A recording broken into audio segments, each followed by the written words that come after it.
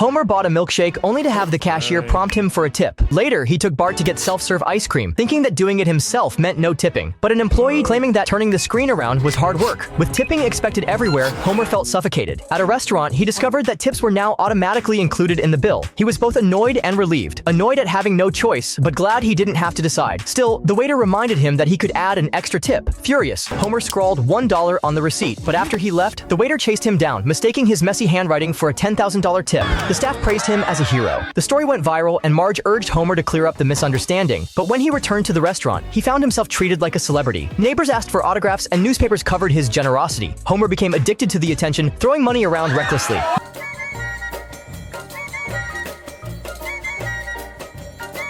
When Marge received an alert that Homer had maxed out his credit cards, she confronted him. But he still didn't feel any remorse. When Bart asked where his bike had gone, Homer casually replied that he had given it away as a tip. To make it up to him, Homer handed Bart Lisa's saxophone as compensation.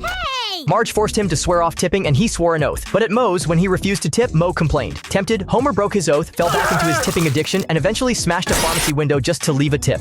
Too ashamed to face his family, he ran away. He was looking for a place to stay, but accidentally fell into the water. Fishermen rescued Homer and brought him to Little Europe, a place where tipping was banned. Loving the no-guilt lifestyle, he planned to settle there.